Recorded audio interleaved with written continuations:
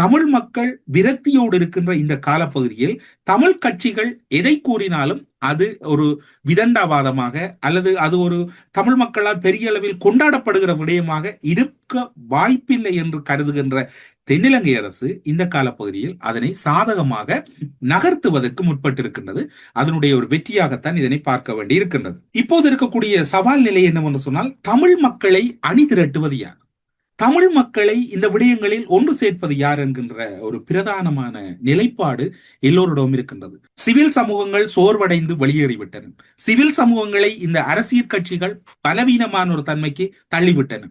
மத தலைவர்களை இந்த அரசியல் தலைவர்கள் பெரிய அளவில் மதிக்காத சூழ்நிலை இருக்கின்றது.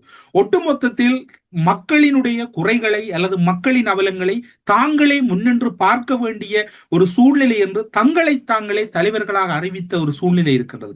இவையெல்லாம் தென்னிலங்கைக்கு மிக பிரதானமான பலமாக மாறி இருக்கின்றது. கடந்த டிசம்பர் மாதம் 31ஆம் தேதிக்கு முன்னர் அனுப்பப்பட்ட தமிழர் பிரதேசம் தொடர்பான புலனாய்வு அறிக்கையில் அதனுடைய அறிக்கையின் ஒட்டுமொத்த தகவல் என்னவென்று சொன்னால், தமிழ் மக்கள் தமிழ் அரசியல்வாதிகளின் கூற்றுக்களை கவனிக்கின்ற அளவில் இல்லை.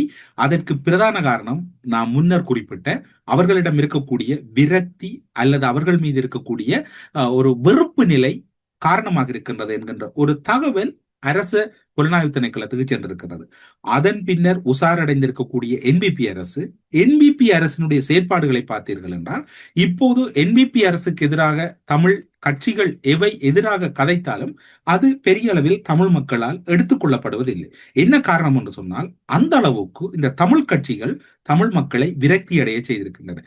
எனவே இந்த காலப்பகுதியில் தங்களுடைய திட்டங்கள் தீர்மானங்களை முன்னைய அரசுகளின் திட்டங்கள் தீர்மானங்கள் என்று நுழைத்து விடுவதில் அரசு மிக குறியாக இருக்கின்றது, வெற்றி கண்டு கொண்டிருக்கின்றது. இதனை எப்படி தமிழ் தலைமைகள் தமிழ் தலைமைகள் அல்ல, மன்னிக்கவும், அப்படி கூற முடியாது, எப்படி இந்த தமிழ் கட்சிகள் எதிர்கொள்ள போகின்றன என்பதுதான் இங்கு இருக்கக்கூடிய பெரும் சவால் நிலையாக இருக்கின்றது. இப்போது இந்த அரசு 3 முக்கியமான துறைகளை வைத்து ஒட்டுமொத்த தமிழர் பிரதேசங்களையும் தனக்கு ஏற்றால் போல் வளைத்துக் கொள்ளுகிறது அல்லது அபகரித்துக் கொள்ளுகிறது அல்லது அபகரிப்பதற்கான திட்டங்களை தீட்டுகின்றது. முதலாவதாக பார்க்க போனால் தொல்லியல் திணைக்களம் என்கின்ற போர்வையில் வடக்கு கிழக்கில் இருக்கக்கூடிய தமிழர் நிலங்கள் அத்தனையும் அடையாளப்படுத்தப்படுகின்றன.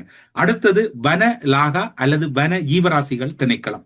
இவை அனைத்து வன தொடர்பான விடயங்கள், வனப்பகுதியிலே இருக்கக்கூடிய தமிழர்களுடைய முக்கியமான இடங்களை அபகரிப்பதில் மிக முயற்சியோடு செயற்பட்டுக் கொண்டிருக்கின்றன.